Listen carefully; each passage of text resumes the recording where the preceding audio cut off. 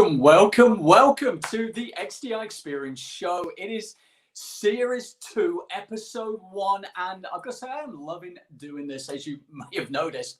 Now, look, I want to get back on an aircraft. I really do, but I want to know what's happening, what needs to happen to make you, me, and us feel safe in the air. Today, we're talking Let's Fly Safe, rebuilding passenger confidence.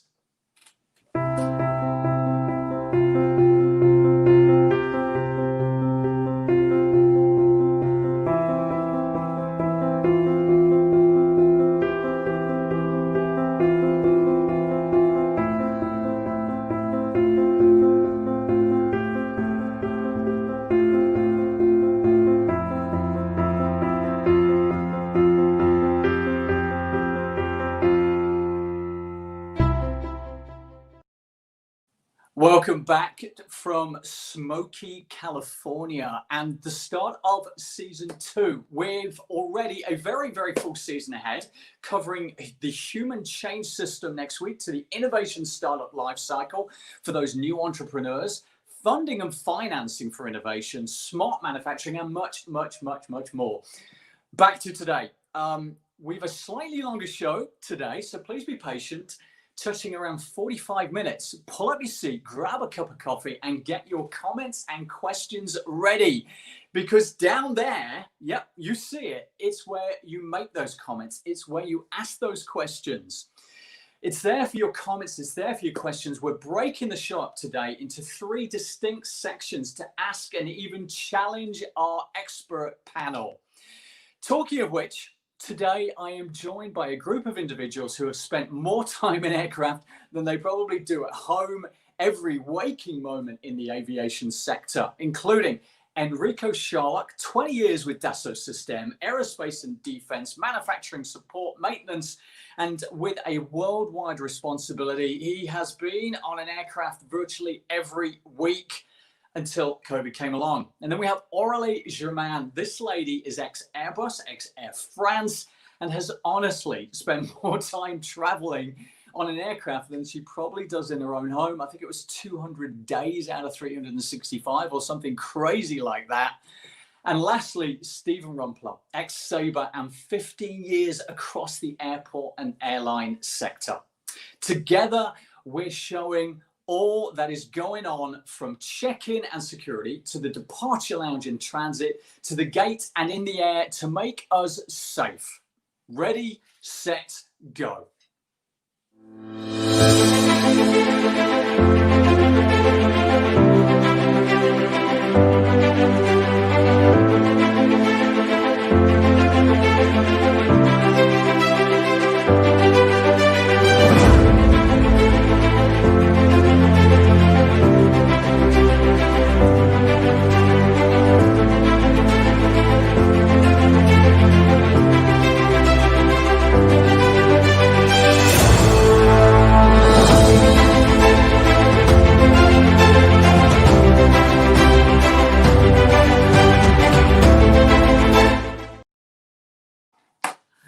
Well, good afternoon and good evening to Enrico and Aurélie, and good morning to Stephen. Aurélie, how is Vélizy, Paris? It's cool. It's still summertime right now. Exactly, very beautiful. How is München, Deutschland, Enrico? It's the same. It's a late, beautiful summer day. Nice. And how is DFW, Dallas-Fort Worth, for you, Stephen? Great here in Dallas, unseasonably cool. We're not near the triple digits, so I'll take it. Yeah, you bet. So today we are doing things a little bit differently. We're starting up with a quick fire round, lady and gentlemen, and this time we are focused on your aviation general knowledge. See if you've been keeping up over the last few days of what's going on during this COVID time with airports and airlines. Then we are going to slide into our main discussion, and we're going to get that away with 3 sections. First up, we're going to talk check-in and security. Then we're going to go over to departure lounge and transit. And lastly, the gate and the aircraft and the actual flight. We're looking at what is and what needs to happen to ensure the safety of us all, along with what Dassault Systèmes are doing to enable all of that, and finishing off each section with questions from you, the audience. So please bring those questions in as we go. We'll try and pick them up and relevant to each different section as we go along. Aurelie, Enrico, Stephen, are you good? If so, we'll get started with our quick white fire round just to lighten things up a little. Okay, now if you know the answer, stick your hand up in the air and we'll see how we get on over the next 3 or 4 minutes. First question, which airport this week was awarded the most scenic airport in the world? I'll give you a clue, it is in Europe. Munich. Get out of here. Definitely not Paris. Charleroi, etc., etc. The answer is Donegal in Ireland. Have you ever been there? I never have. No. Well, maybe we should. Okay, an easier one for you. Given all your travels, can you name another in the top 10 this week? Think of the most beautiful airports that you have been to in the world. Give me a name. Let's see if they're in the top 10. Singapore. No, that's probably somewhere in the Pacific, somewhere in the Pacific Islands or the Caribbean for sure, right? Yeah, good one. And you can go with Bora Bora. That's one. If you've been there, beautiful, beautiful. Yeah. We've got St. Martin. That's in there as well. We've got Fiji, Nadi International. And then a few little surprises. Musembe, Tanzania. I've never been there either. Yeah, there you go. Skiathos in Greece. And here's one that may surprise you. I don't know if you've been here, Stephen. Orlando, Melbourne, Florida. I have actually, interestingly enough. Yeah. It's like number 4 or 5 in the world, apparently. I don't know if you'd agree. There you go. And then one I've never been to, Borough Airport in Scotland, probably because it was too cold up there. But anyway, there we go. Number 3. What is the recently announced, if you've heard of this, Flight to Nowhere program? Anybody got a clue? Aurelie. There is in Singapore and Taiwan. Okay, what's it all about? It's just to have a kind of front trip from Singapore to Singapore. And I think there is also, as well in Australia, they're thinking about. And during this, you will have a lot of entertainment and services, and they will look around some key places, in the region. So it's just for enjoying flight. And sightseeing. The Taiwanese have taken it to real extremes. I mean, every piece of revenue counts, doesn't it, these days? Obviously, it's a tough time. The Taiwanese have got one where you actually bought the flight and they give you food and beverage and then you get off again. Flight to nowhere. There you go. Yep.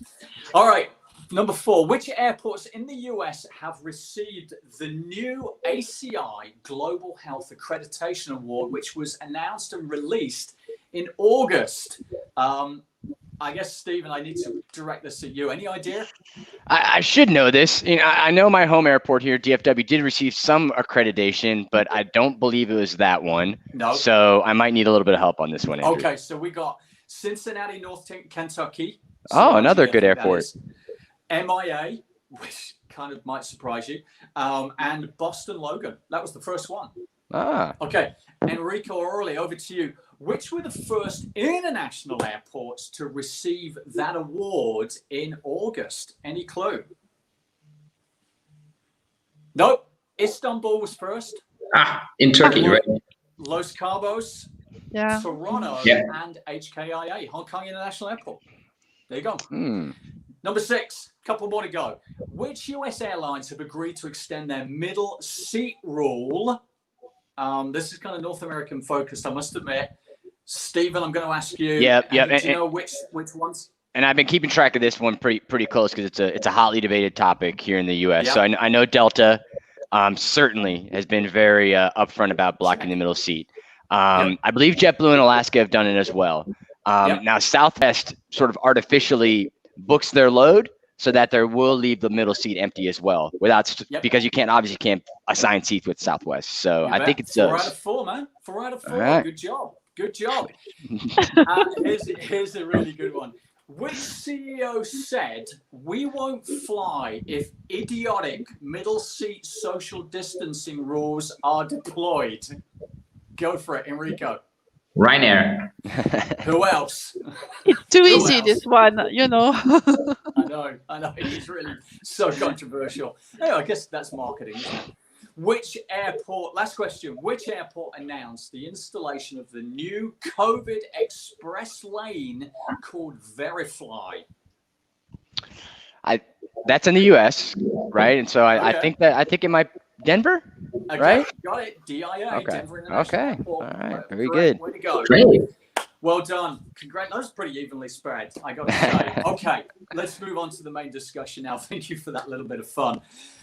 I love flying. I really, really do. I don't know if it's as much as you, Aurelie, because you are crazy when it comes to that.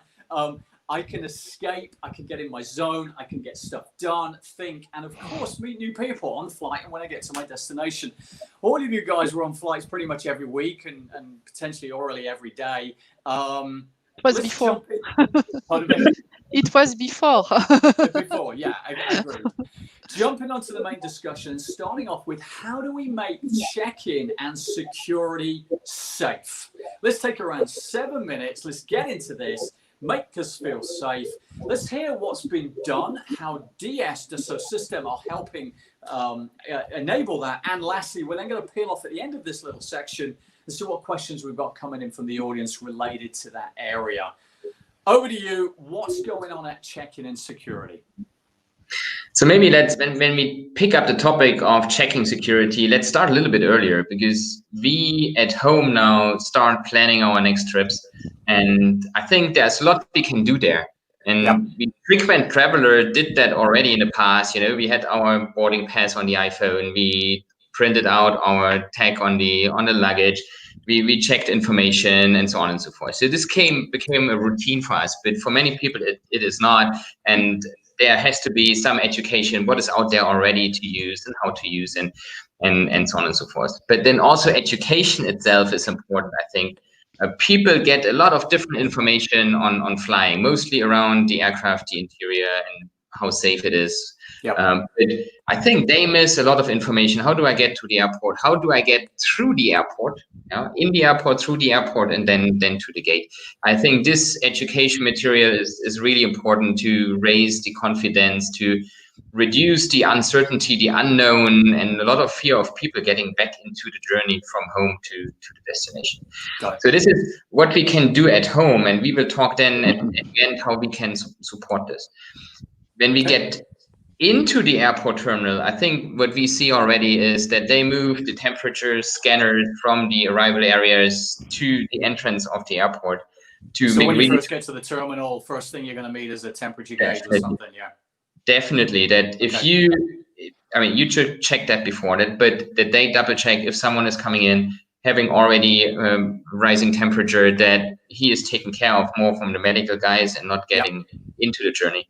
But then also checking that people are following the rules, wearing a mask, having a second one maybe with them, you know, just in case one getting lost, and we know we all do that from time to time. But making sure that people understand, and then you have a certain enforcement that people wear a mask, wearing the mask correctly, and then getting into the airport, and then in the airport they know what to do, where to go, getting assistance of doing everything touchless. When you check in, when you drop your bags, keeping safety distance, but then also know how to navigate through the airport. And that for most passengers, this is where the stress level is rising. Where do I have to go? Where is the shortest queue? Am I in the right terminal?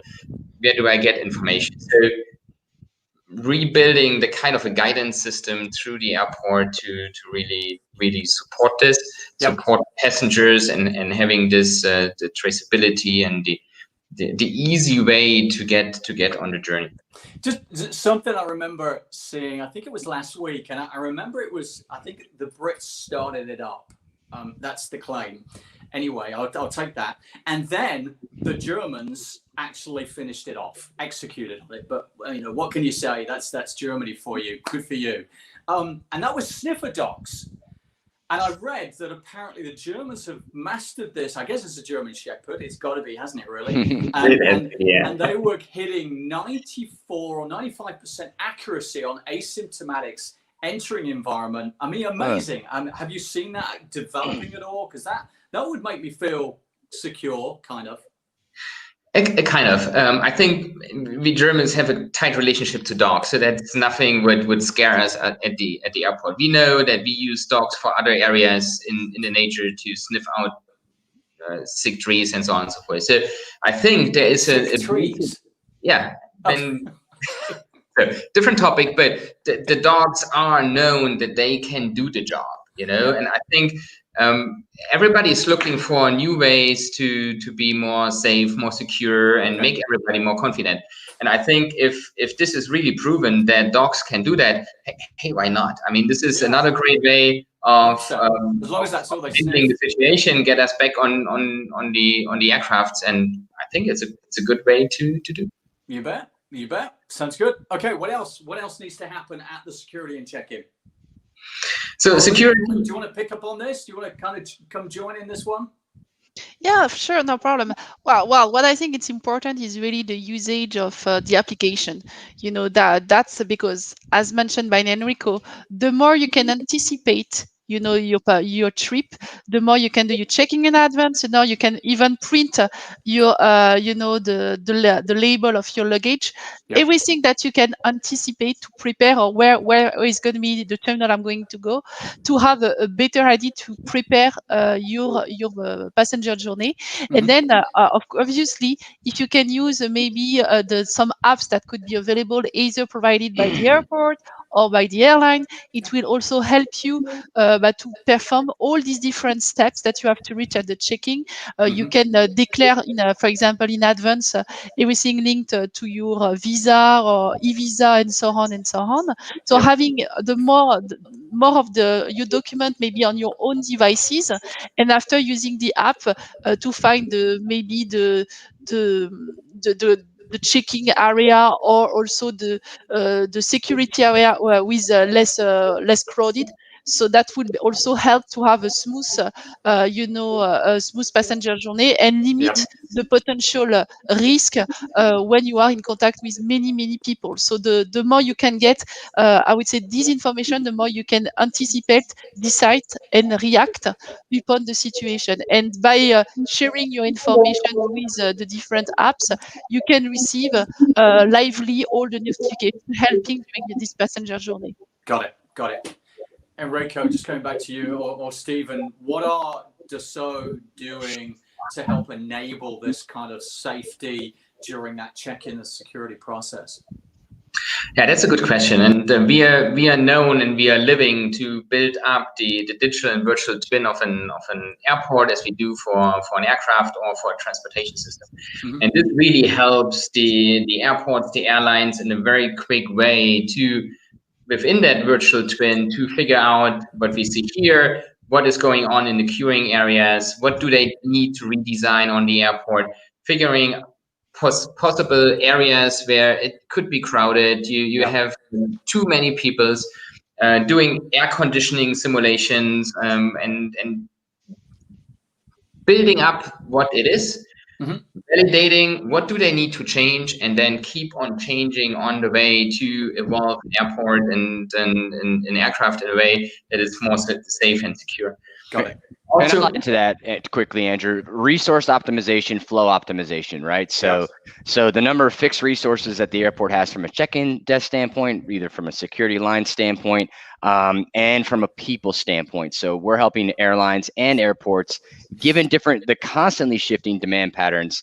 How do you put together an optimized plan on leveraging those different resources? How do you put together an optimized flow of passengers, given the different constraints and the layout and the capacity of the airports? These are also areas that you want to balance passenger sort of experience with health and safety, right? And you almost, with so much self-service right now and contactless check-in and the like, you really only want to be managing by exception when it comes to the check-in process. And so at one point it was let's throw customer service agents at these people, but now it's like, let's enable them to do it themselves. Let's accelerate biometrics, let's accelerate touchless. And so how do you ensure that you kind of change your resources and you're more optimized in the way you deploy said resources here in the future? That's also an important area we're helping out. Got it. And to pick on the enablement, what Stephen said, I think that's very important, because sometimes we as frequent traveler forget that there are families, they get on to their journey to summer vacation once a year, twice a year, and for them it's really an adventure, and they are further away from these kind of sophisticated tools and devices. Yep. So leveraging the content we build with the airports and making out of this education trainings. And if I have 3 boys, if I would take them on a trip now, I would love to have a web page where I can go Munich airport and like a quick video game, how to go from the check-in through the gates, lounges to the aircraft, and then I'm off in the air. This would be beautiful because these kids and other people would be educated. They would know what to expect, and they can behave and feel more secure and confident in these airports. That's what we can do with the virtual data. Got it. Okay. Let's just see if we've got some questions coming in from the audience. We've got one in from Umi. Is there a body that can rationalize airports to ensure consistency for everyone's benefit and understanding? So we have associations like IATA. They are picking up on all the developments around the world. And I think we all understand that you have not only the airports themselves, you have the countries around, you have different policies. These policies change because they're very tied to politics. So having associations who are overarching of airlines, airports, and try to standardize or keep track of all the differences in the world is really, really key, because we don't want to travel only within the US, within Germany or Europe. We want to start traveling around the world again, and you need to have someone who is somehow keeping that under control, or at least track and recommend the most safest and secure way to travel. I got it. If I may add something, this morning I have a chat with a major airline, and they were really explaining me the situation regarding obviously the COVID-19 and the consequences on the air traffic. And one of the key points right now is really the fact that every country has its own policy. It's not harmonized as well.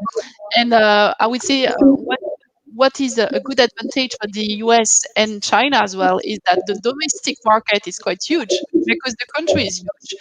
But when you are looking at Europe, for example, it's a plenty of country with individual policies.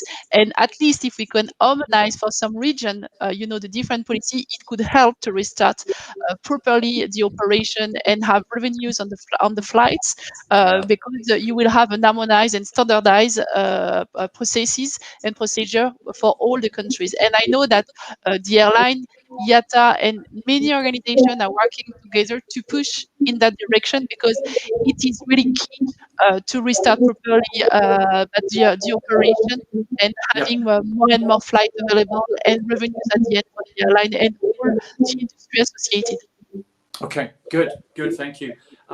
We got another question. Yeah, we have reduce interactions in the terminal already is a great idea. Having the hotspots build up via IoT and digital twin as well. So this optimized people flow is being done live on learned prediction algorithms or just live data sets. Who wants to take that one? I'll take it. It's both, right? So being able to model and simulate in advance.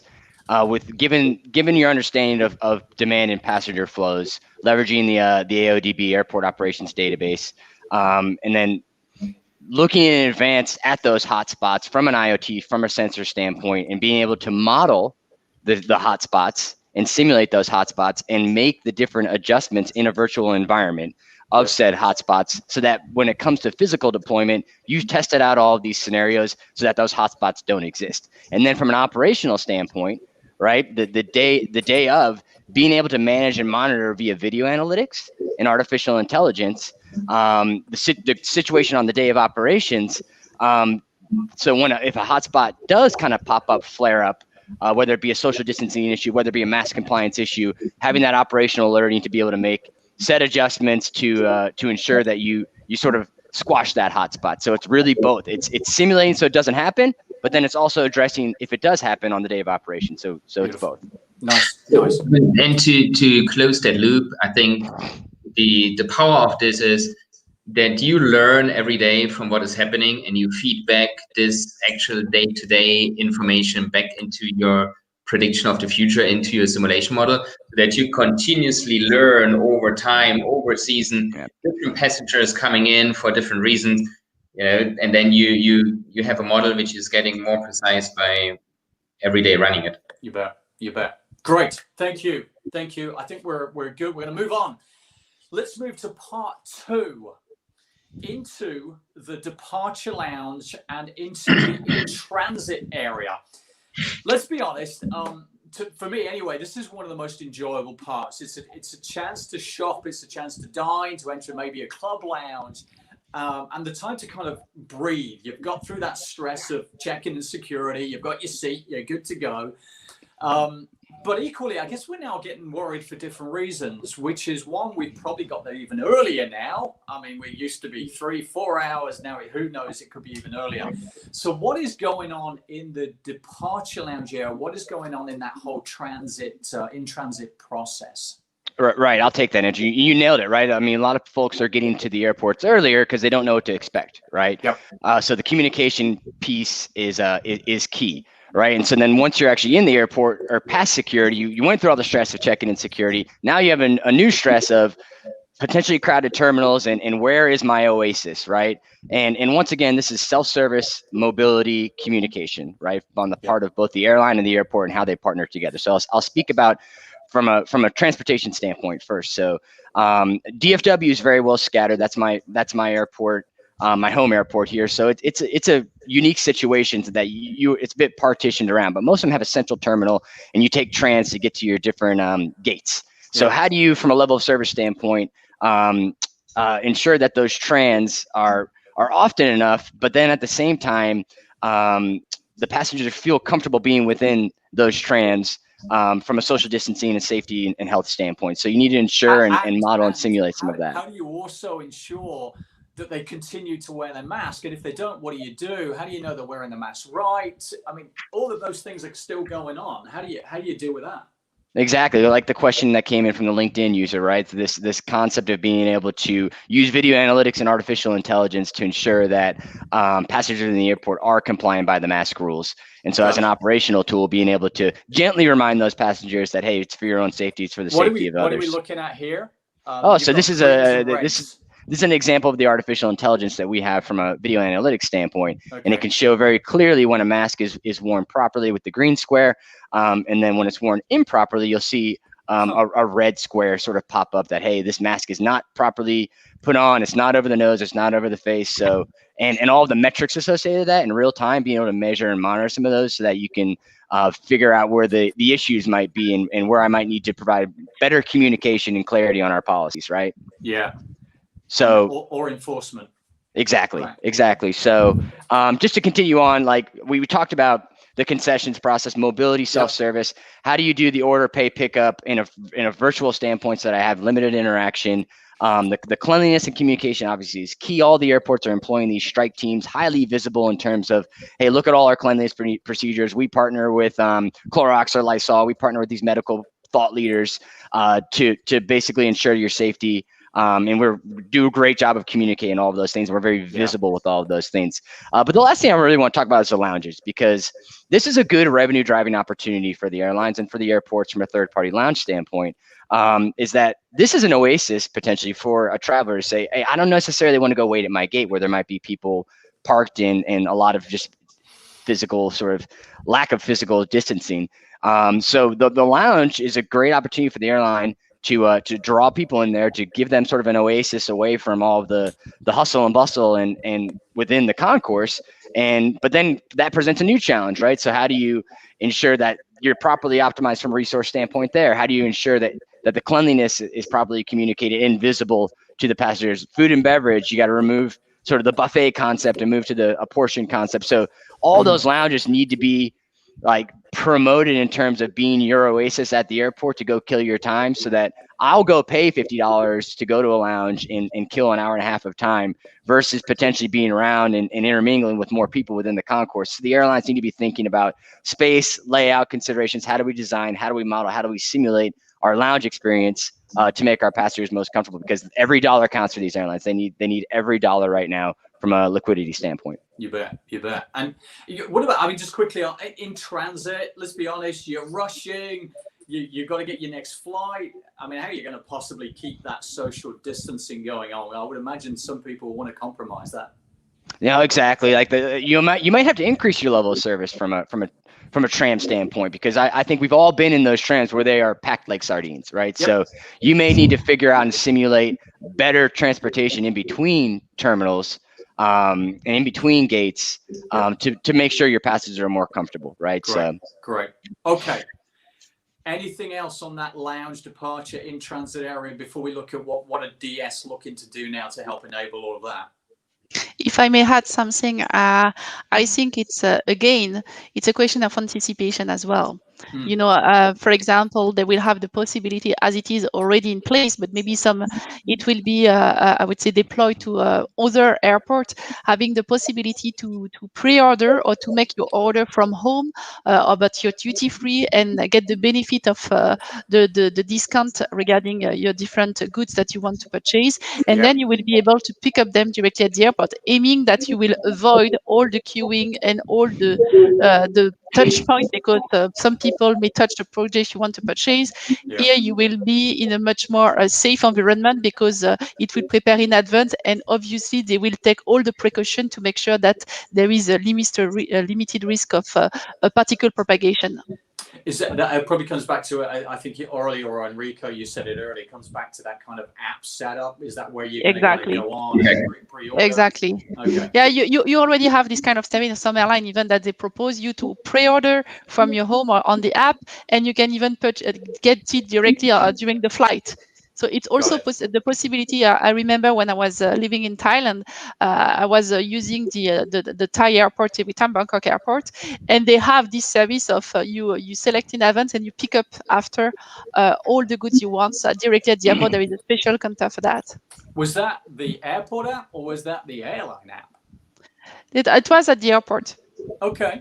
So who's going to win? Who's going to win? Is it going to be the airline who provides the app? I mean, there is the possibility. There is either you can use the airline app. For example, some airline, I think Air France, you can pre-order your goods to make it available when you're going to have your flight. And you have also the airport that can provide that kind of service. Great. So yeah, but Andrew, this is a good question to chime in here.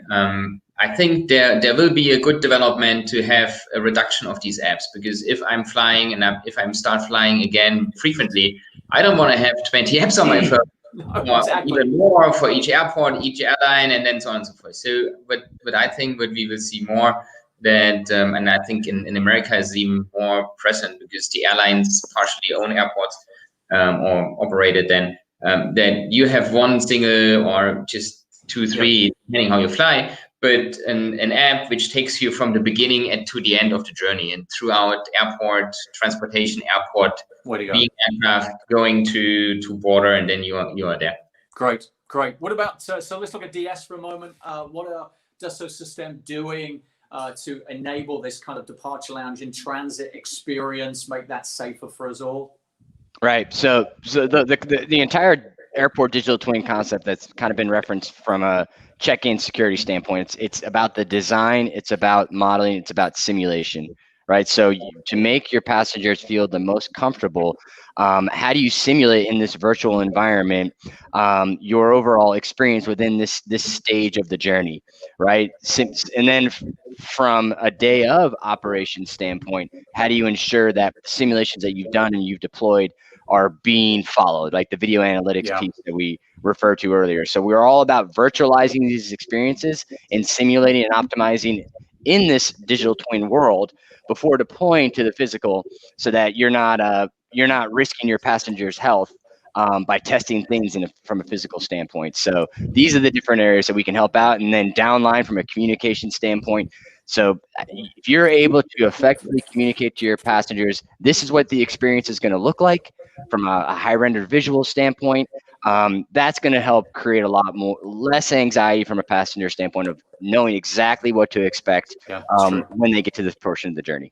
Yeah, absolutely. If you know what's coming, you're just kind of ready for it and a lot less stressed. Believe it or not. Agreed. Okay. Anything else from a DS perspective before we jump to our questions? Because I see we've got some questions coming in. We're good. No, definitely. I think we're good. What Stephen has mentioned regarding the simulation, the optimization of the work processes are very key. And I would say the benefit of using the digital world is that you can run what-if scenarios, and on the result of these what-if scenarios, you are able to select the best processes upon your own policy. Because each airline or each airport may have its own policy that they want to apply, but at least they can run upon their internal rules or international and whatsoever. Great. And maybe one last point, Andrew, on top of this. I think we all focus on COVID-19, and we all hope that this will be over in the next couple of years. But I think the opportunity is there to not only look at this to improve the airport, but keep these kind of technologies, the ability to think about what is my next airport experience, and then start from this, being safe. What are new experiences possible? Put it into a digital environment, test it, validate it, and then you can roll it out, and you're much safe and secure to get it into reality. Great. I will even go even further. It will be the full new passenger experience, because the digital world can be applied at any step of your passenger journey. You can simulate in the taxi, you can simulate in the bus, you can simulate in the shuttle that you want to use, you can simulate at the airport, you can simulate on the plane. So I mean, there is all this digital world that can really help all the aircraft manufacturer, the airport, the airline, the different suppliers to be able to run what-if scenarios and to select, thanks to the new solution and innovation, the best product that could support them for this transformation and digital transformation. All right, thank you. Let's go to questions. What have we got? I know we've got at least one or two. One from Andrew Austin. Are there HEPA filters in the airports, especially when people are coming in from all over the world, and therefore variable hygiene standards? I guess that's not directed at the people, more at the airports or the airlines that they're coming off. Answer to that one? I mean, obviously, it depends on the system that is used. For sure, the HEPA filters are applied in most of the plane because it's the basic. Regarding what about terminals, the departure? It depends. I would say maybe not all the terminal, not all the airport have this kind of solution.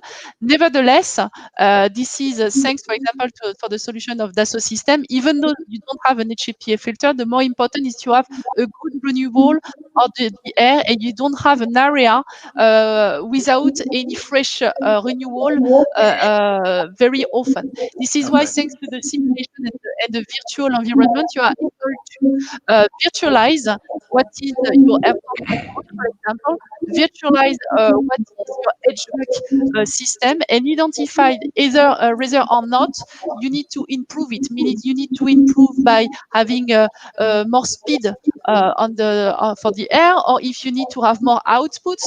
And this is very useful to really check if there is any potential risk of some area, and according to that, you will be able after to take some adjustments regarding the organization of your terminal in order to minimize this risk. Okay, good, thank you. Do we have another question out there? Okay, have you also thought about solutions for the passenger, e.g., based upon AR, augmented reality, the passenger can see through his phone where a calm area is most likely to be, so the interaction would be reduced as well? Who wants to take that? Yeah, I mean, augmented reality, VR, those are both products of an airport digital twin, right? So, and I'm looking at this from a potential wayfinding standpoint. So leveraging our technology within wayfinding to deliver information to the customer or to the passenger in terms of where are these different sort of safe spots, if you will. That is certainly information that, as you're gathering more intelligence about the airport experience in the future, that is certainly information that VAR or VR can be communicated to a passenger. Have I seen any airlines or airports really take that step? not yet, but it's certainly something that we're capable of doing. Yeah, so it's also a question of technology. I mean, you AR at the moment, you're not running around with an iPad in front of you to just figure out where the next calm area is. So if it is kind of Google Glass technology coming back to life and it's getting really to a broader audience, sure. And I think we are then capable to link into that and provide the right information to do so. But it's both. It's how applicable is a technology, how available is it, and then the second question is how you feed the data in there. Cool. Good. Okay. Any other questions at this section? Okay, I think we're going to take that on the end. Thanks, Milind. We're going to come back to you right on the end of this one because that's more on the arrival side of things. So let's move on to part 3. At the gate, in the air, the main event, if you will, into the flight. First up, boarding. We're taking 250 plus people potentially, all hungry to get to their right seat and to get that little space of baggage that they can get in there without having to go all the way down the plane here or all the way down the plane there. Squeezing down a jetway. Let's take 7 or 8 minutes to explore how do we make that a safe environment. Well, from my point of I would say that from my point of view, this is the most exciting part of the trip because this is where you are going to be on board. You're going to relax finally because it will be much more in a, I would say, in a small environment rather than the terminal where it could be quite crowded. Yeah. But also you will have maybe time to relax, to watch movie, to receive a good level of service, and also you are preparing maybe your next destination if you are maybe going for vacation. This is the entry point of your full, I would say, holidays. So that's very important. But right now, you have well mentioned, depending on some countries, sometimes this experience of boarding cannot be quite good because it's sometimes a cultural aspect. And especially right now with this COVID-19 and all the new processes, everything has changed. You picked up on it there. I mean, you go to some countries and everybody's very disciplined and orderly, and I can see the 6-foot thing working perfectly well. And then you go to another one, lining up and queuing. I mean, I remember when I went to the Eiffel Tower and there was an elevator to go up. I'll never forget it. And there was a bunch of other Europeans, I've got to say, and not the nations who are with us today. It was just like a mass of people. I mean, I don't know. How are you going to possibly keep control on this kind of gate jetway experience? What's happening there? I mean, I think that everybody has understood the situation. Everybody has understood that, first of all, they need absolutely to wear a mask. And if they are not wearing a mask, they will not be accepted on board. And secondly, what is this we're looking at, Aurélie? Sorry, what are we this is a Dassault Systèmes solution aiming to check that you are keeping the right social distancing in different areas. It could be during the meetings, it could be at the canteen, it can be, for example, at the production. So it will be at different steps of your journey. Anytime you will be subject to meet different people. So the idea is to make sure that the physical distancing is well respected, and that's exactly, for example, at the boarding gate, what is happening. So we can completely imagine having this kind of solution, helping as well maybe the crew to say, guys, you need to really respect that, and to give some indication. And also, not only the physical distancing, is also that this solution is able to check the mask if they wear properly, if they don't forget the noise, because sometimes you just put on your mask, but you forget the noise as well. So there is different possibilities. But the more important as well is that the processes have changed. So right now, more and more airlines, for example, are starting the boarding from the back. So even if you are a platinum member or any kind of airline, except if you have maybe 2 doors, for example, for the boarding, but most of the time you have to wait. And so it's also a new situation, because if you are starting from the back and if you are sitting in front, then you may have to wait a while, depending on the aircraft type. On top of that, and we were talking about that when with Enrico at the beginning, at the security check, carry-on luggage. Obviously, if people are still coming to the plane with a lot of carry-on luggage. They will have some check to perform, and also it will be quite a mess all the time, because everybody wants to put his luggage to have the in front of them, under the seat in front of them. Yeah. So this is also something to consider, and maybe also the airline will encourage people to limit the carry-on luggage. Maybe they will change their policy in terms of sizing to make sure that the smaller it is, the less you can carry on, Yeah. and limit the size and the number. So there is a different new processes to go really to keep this social distancing. And obviously, they will have also a limitation of the movement within the cabin, because, for example, if everybody wants to go to the restroom, this is a kind of oxygen place, because any place where you have the possibility to touch the different panels or seats or screen or whatever, for even though there is a deep cleaning during the transit time between two flights, or during the different checks of the plane, anyway, there is still a risk of the material type to have some particles sustaining on the material as well. So this is why I would say, when you go to the restroom, even though there is more and more touchless solution, like for washing your hands and so on, there is still some potential, and also you need maybe to anticipate. And I think this is a key word to have in mind right now in this new world. When you want to prepare your passenger journey, the more you anticipate, the better it will be. I get it. I mean, for me personally, if I'm sitting in the middle seat, if you've still got a middle seat, I assume we will do fairly soon, I'm worried about that transfer from my fellow passengers or from the aisle or whatever it is. I mean, what is going on to reassure someone like me who's worried about that transfer? So you should not be worried, because first of all, you're going to wear a mask. You have been tested from your home, your journey, by testing yourself regarding the temperature. Then you are tested at different steps during the passenger journey at the terminal, at the gate, and so on. And finally, so you're wearing a mask, you're washing your hands, and you have limited your different touch point between people, between the different material, and so on. Sure. And don't forget that in the cabin itself, you have an efficient system regarding the ventilation that refresh the air every 3 minutes, and by using HEPA filter that will have an effective effect to really filter the potential particles in the air. And if you look at this schematic, you see the direction of the air is really from up to the bottom.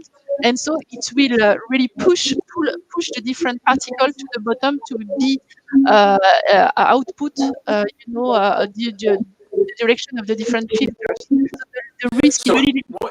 What you're saying is, Aurélie, is that the airflow is stopping that horizontal movement and pushing it down into the floor and into the side vents. So it's removing that kind of horizontal transfer, is that right? Yeah, definitely. I would recommend to use all the airflow output and to put the direction on top of yourself to really, I would say, insist on the natural direction regarding this particle. And you can see, so you see on this video, thanks to the simulation solution, we are able to calculate to see what could be the speed to apply to also improve.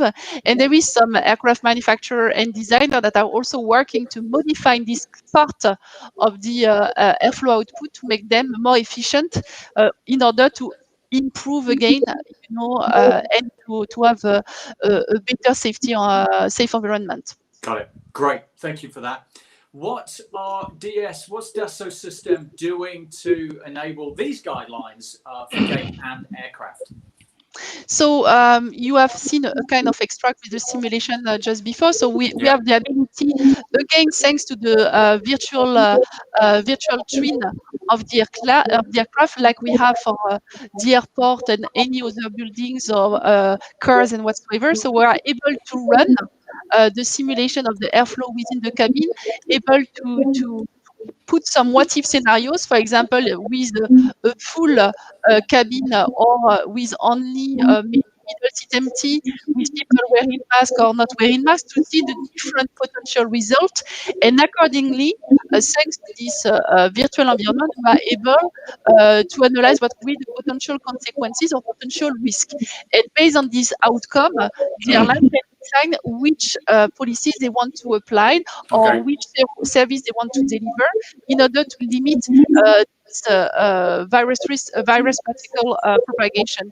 What is important is that thanks to this solution, you are able to see unseen.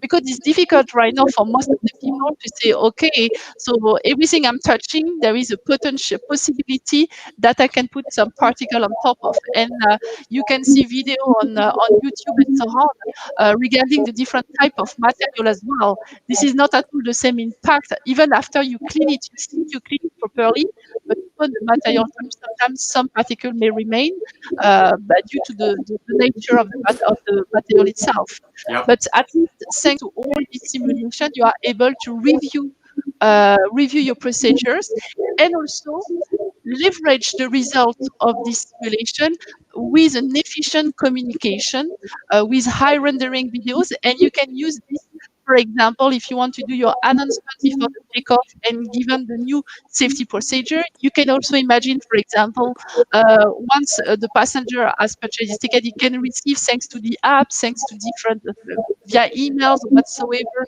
video explaining the new safety procedure as well to anticipate and to help him to understand his new passenger experience. Got it. Okay, let's move on. I'm going to pick up some questions from the audience. What have we got? First, one from Shaktivel.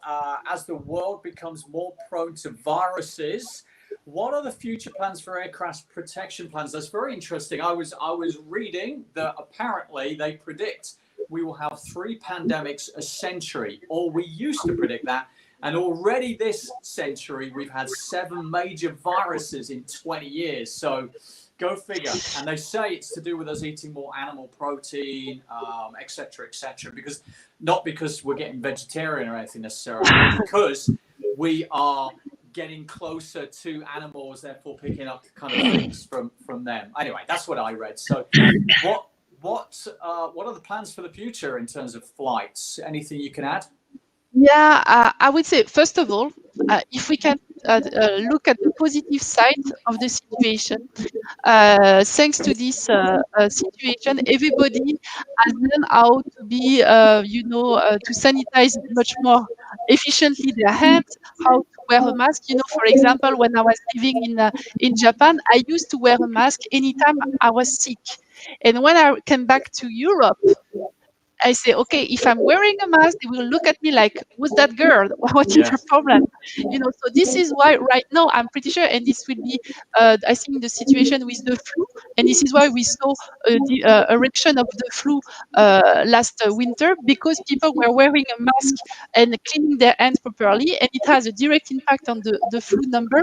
And it's exactly, it is, I would say, thanks to the COVID-19 that we learn this safety procedure. And in the future, I hope that we will continue, even when this period will be over, that we'll continue to wear a mask when we are sick, not only for ourselves, but also to protect the people and to clean properly their hands. So this is one aspect. But regarding the question, there is many development right now, many, I would say, many designers, many aircraft manufacturers are working about what could be my potential cabin of the future.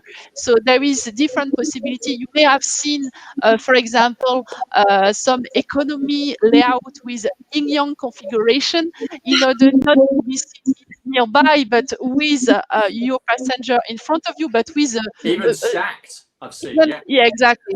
So there is many good ideas that, and definitely, I would say this parameter is a new parameter to take into account. Before, when we were building a cabin or a seat, you were considering, of course, to have something comfortable, beautiful, and also light, because the weight is quite important regarding the fuel consumption. And right now, they will have a new parameter, which is the potential risk of virus propagation. So you may have seen as well that sometimes there were some, I would say, separate some split separation plastic between the different passengers, and we have been working on this kind of simulation, for example, because we have been working on the simple design. So as a designer, you design, you say, okay, I'm going to do this plastic partition to make my passenger feel more comfortable, and then you run the simulation. So you think the idea is great, and then you realize thanks to the simulation that it's not efficient.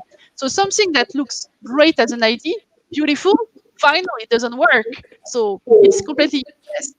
And though when you are combining design and the simulation together, then you can have a new design proposed that will be even more efficient. And this is what we are looking at the end. So this is really important. And I think that for the future, has this virus risk or particle risk propagation will be a new parameter to take into account. The simulation will be more and more included in the design of the cabin and seats, even more in advance from the beginning when we're thinking of your first sketch of cabin.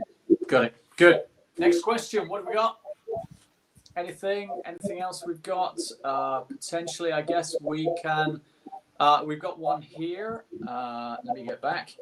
I think I just saw one come in. Yeah, from Venkat. Any timeline about when will the air demand return to 2019 levels? Interesting. That's quite a varied answer, but over to you. Maybe Stephen, Enrico. Yeah, I'll take that. I think it feels like it gets pushed back almost every few months, but right now it seems like 2024. It's pretty contingent, I believe, on the actual development and sort of distribution of a vaccine, and that's what the leadership of the airlines here in the United States have been very clear about, that once that vaccine is out, and it's very unknown when that's going to happen. I think that they're planning for hopefully second half of 2021 at this point, but there will be a ramp up, ideally to the point where by 2024 we're at sort of these 2019 levels. That seems to be a bit of the consensus right now. Interesting. I would just add to it. I think, especially from a business point of view, people and companies changed a little bit, learned on how to do meetings virtually like we do right now. I mean, I would love to meet you all guys again, but it's not possible, and it still works. So I think that where we took easily an aircraft in the past to be in a meeting face to face, it will be questioned if this is necessary or if we can go another way. So this is part of the prediction. If it would be 24 or 25, we will see. We will see at the point when there is a vaccine for COVID-19 and we could travel again without hesitation, if it really picks up again that rapidly, or it will be smoother, or it will never get up to a point where we were before. Got it. So good question. A crystal ball question.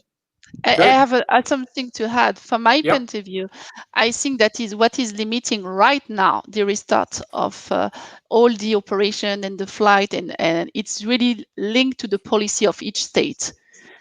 Without an harmonization of the rules, it will limit, for a while, the restart of this of the flight, and this is what it has right now, which is the more impactful, because tomorrow, if you want to take a flight, you may leave, but you may not come back. So this is why people don't want to take that risk. So this is, from my point of view, the key point right now is that all the organization in the country decide to align their safety procedure to make sure that people can restart in a safe environment. Got it. One last question. I think I want to just go back to, I think Milind asked about bag control on arrivals. We can just go back to that quickly as a last question. What's going on there? Any further procedures and guidelines? Well, I can get in there. What was complicated on picking up the bags was also keeping the distance. It is just before the last step to get out, and you are finally there, and then when is my luggage coming? Oh, not yet again, and people start pushing, getting in the front row. I think social distancing and the enforcement of the rules, what we have seen before from the video analytics, maybe get a couple of German Shepherd dogs back into it and enforce distancing. Yeah, you know, this could be a way. Or you see airports and airlines that say, "Hey, I deliver your luggage to your home, so you avoid this area entirely." So there will Service. be there's a certain, and it's always a good service opportunity. And I think there are people out there that say, "Hey, I don't want to get into a stress situation."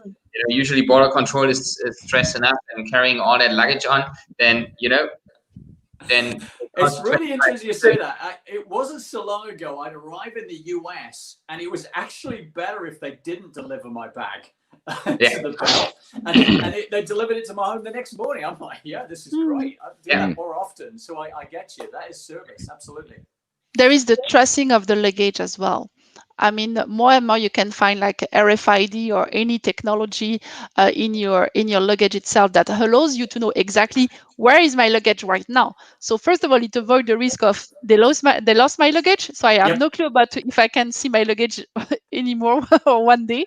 And secondly, you can know, okay, as Enrico mentioned, it's going to be delivered in 5 minutes, but usually it's when it's starting to deliver the different luggage. Maybe your luggage is really at the end.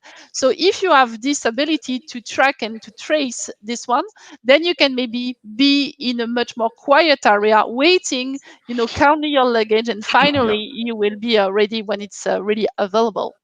Way to go. Great. Good. We are there. The questions.